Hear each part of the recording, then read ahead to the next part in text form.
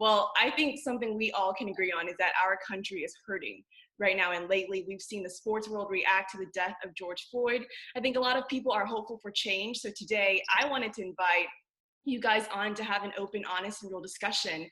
We've seen sports bridge so many different gaps, and when you are on the field or court, the end goal is to come together and win. And I think the win of this conversation is for us to leave it with a more open heart in mind. So I'd like to introduce everyone real quick. We've got Coach Chris Cochran from Lindale, Coach D. Lewis from Spring Hill, Coach Keelan Kincaid from Winona, and then Coach Jeff Reardon from Chapel Hill. And Coach Lewis, I'd love for you to start us off. As you guys have watched some of these events unfold, what are some things that have been stirring in your mind, in your heart? What are your emotions? There are many emotions with what's all going on right now in the nation. Sadness, anger, shock, heartbreaking. And you look at these events, and we would never understand. You know why I don't condone it at all. And the good thing is right now we got a lot of protesting going on, and it's peaceful protesting in a good way. And we need to all work together for positive changes for our future. And right now is the most important time where our student athletes need us as coaches, to speak the truth to them, positive to them, and so much more. To go off of what he was saying, it's a lot of heartbreak and kind of hopelessness. Um, People of color, in particular, Black males, they see that happening, and they seeing it happen over and over without any true justice. That kind of upsets the world and upsets just good humans and Christian humans, just like Coach Reardon was talking about. Um, the Lord God, and then when Jesus came, he instructed us to love our neighbor and to love the next person even more than ourselves, and to love them like ourselves. So I got two boys, and I got a kid that's a freshman in college, finished his freshman year in college. He got to go out and drive, and you got to have those conversations with him, and thank God that we live in a good in East Texas where we don't have these many flare-ups, but I appreciate living in a state and living in an area like this. But as a coach, athletics is what brings us together. And as far as Winona ISD, we're gonna stand as one front, and we're gonna treat each other the same, and we're gonna have one common goal of winning. So what's going on? As Coach Lewis said as well, I don't condone any rioting and looting, but I am all for peaceful protest. And I just think that our country is going to rebound from the pandemic, and we're going to rebound from the protests as well, and we're going to come out better. I would just say, it's heartbreaking. It's been really a hard week for a lot of people, and but I would say for myself and I think others, just by watching people on social media, I do believe in what Coach Kincaid just said. I think we're going to come out better because of it. I think that's what we do as Americans. I don't think we're there yet, but I have seen some eyes being open, to the injustice that we have in America today, and sometimes it takes something like this. I hate that death happened, but it does take something like this to open some people's eyes for people to see. And I think now more than ever, real conversations are happening. And I know in my life that's true. But you hear about it more, and I think athletics-wise, coaches, I think we're doing a much better job than we ever have before of talking to our teams and getting into the nitty-gritty, hard conversations that, a lot of times we probably not ignored necessarily, but dodged. We just didn't, it's hard, so we didn't really want to talk about it. So as heartbreaking as it is, I do think Coach Kincaid's right. I think we're going to be better in the long run. I think we're going to be better as we move forward as a nation. Piggyback off both of those guys, and just to kind of go back to a little bit of the pregame speech that I gave. The education through the conversation, and the breaking down the barriers and the walls of that dialogue that is much needed is happening right now. Like I said, Satan is real, and there's a sin problem in this world, and he's going to try to seek and destroy and divide us so he can conquer us. And whether he's using the media or bad cops or whatever it is, you can see the good when it's happening. I mean, you can see the peaceful protest and a white officer on his knees crying and hugging the little kid and people coming together. But that's what needs to happen naturally. It shouldn't be some bad event like this that makes us get into this conversation. And I think us as coaches, just like Coach Kincaid said, we're in East Texas. I've been in the Houston area, I've been in the DFW area, and what we can do as coaches in East Texas, in our Christian walks as Christian coaches, and being examples to our kids, is a blessing. And I think, we just got to have those tough conversations. We've got to be open and honest, and there's no bigger family than a locker room, and all locker rooms are not perfect. I know the cliche of, if this world could be more like a coaching staff in a locker room, it'd be a better place. But not all locker rooms are perfect. We have issues as coaches every year, but we figure out how to work them out because, we are a family. We are one, and one of those words that we use in Chapel Hill is Ohana, and that means family. And, we're not always going to get along. We're not always going to agree on stuff, but we love each other, and in the end game is we're going to love and respect each other and do what's best for the family. These are some tough conversations, but they are conversations that we can't ignore. So as you guys are getting ready to come together with your players pretty soon, what kind of message are you hoping to communicate to them? How do you address this? I'll go ahead and go first. I think the first thing is we can't let this divide, these situations divide us. We're a family, we're a team. We do got to talk about the issues. We do got to be empathetic to what's going on, but we can't let what's going on in the outside world divide us in here. We got to be the example. We got to be the example of working together and getting along and making this thing what it's supposed to be. And just tell the kids right is right, wrong is wrong. We got to come together as one. I love you, and I tell them all the time. I mean, I'm not afraid to hug my kids, and I know it's social distancing, but I'm probably gonna hug every one of them when I see them Monday.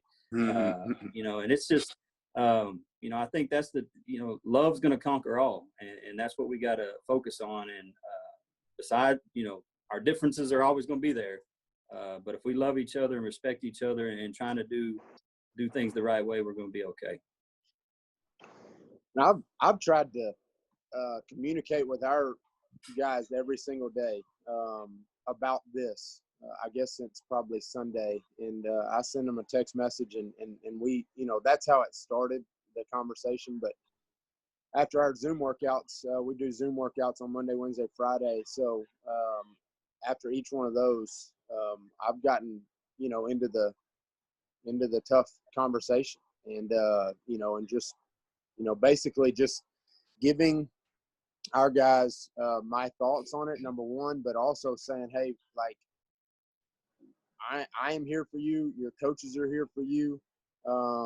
If you're a black young man, you've got teammates that are here for you. We love you. And our big deal in Lindale is family, the acronym family. Forget about me, I love you.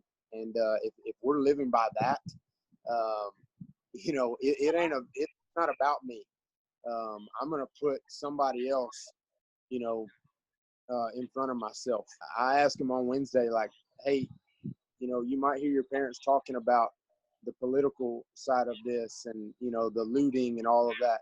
Really, let's simplify all of it and push that to the side and get to the heart of the matter. You have people who are hurting right now because of injustice. Well, what are we supposed to do for people who are hurting? You love them. You tell them you're standing by them. You ask them, is there anything that I can do to help you? You know, and to me, you know, we can overcomplicate things, and really it's what Coach Reardon said a second ago. It's just about love. If you'll put yourself and your views to the side, because like he said, we aren't all going to see things the same way, and that's okay. But if we'll love each other and forget about our different views on certain things, and just say, you know what, that guy's hurting right there. I got to find a way to help him. That's my teammate. That's a guy that would do anything for me when I'm hurting. I can do the same for him. So that's kind of been our message in Lindale. Well, as far as where we're going to be with is we aren't going to be divided on anything.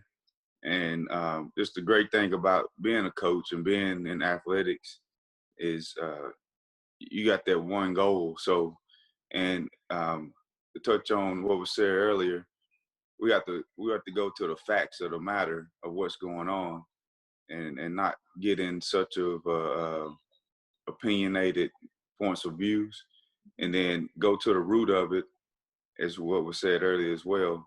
The root of it is the social injustice, and we got to get past that. We got to improve that as a nation and as a justice system.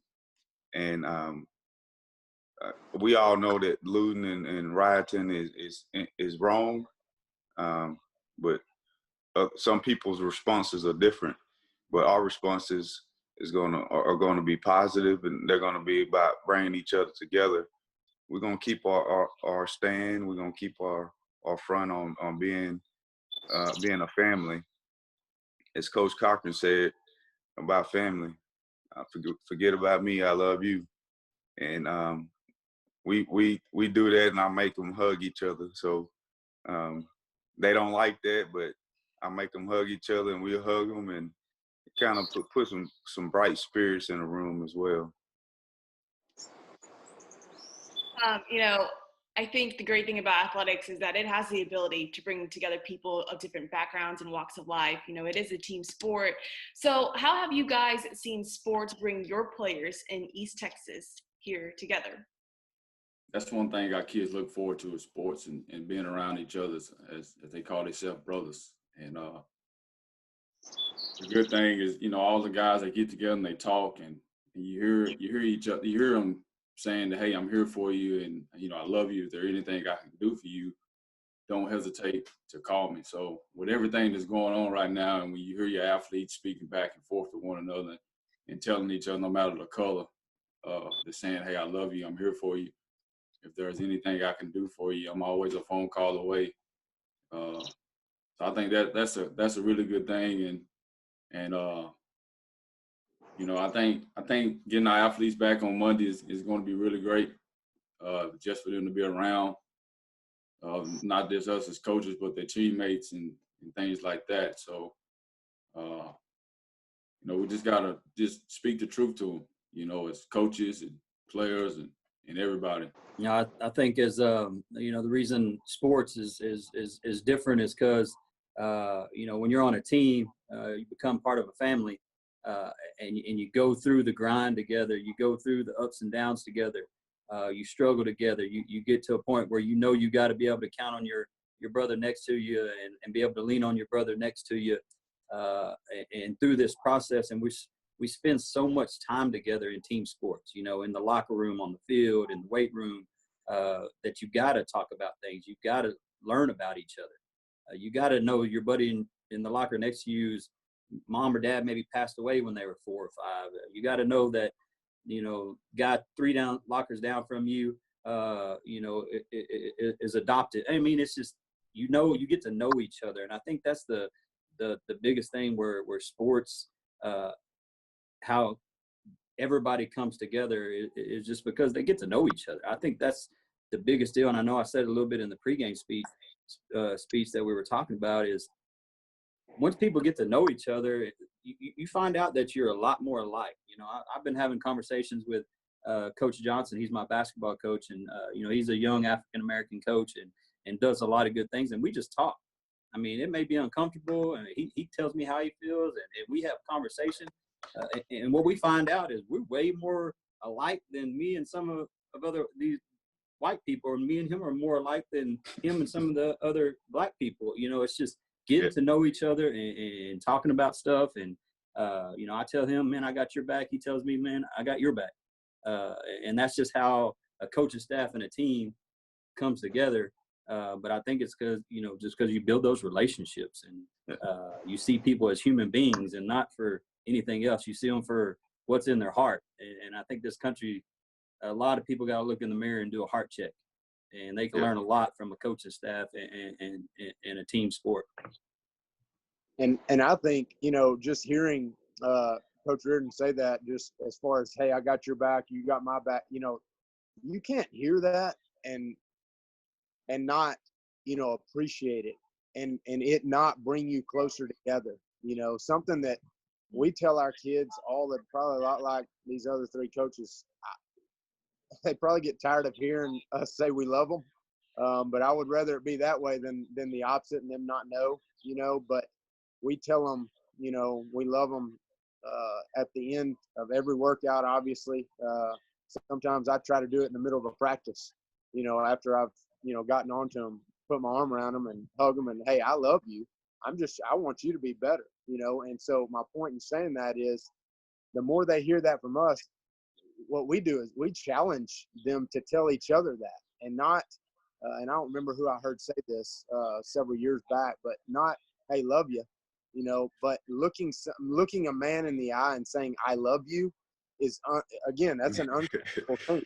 But force them to say, I love you, you know, and when they have to say it back, you know, when I'm sending a text to them, remember, I love you, you know, that's a little uncomfortable for, you know, a 17-year-old young man. But I think that's something that, again, sports and football, you know, I think that's a way that it brings us together, you know, and they learn that they can count on that guy because he's not going to tell me he loves me over and over and over and not mean it, you know. And so, again, it's just sports in general, you know, and I guess football specifically, you know, the toughness of it, you better have people that you can depend on because as Coach Reardon said earlier, it's hard.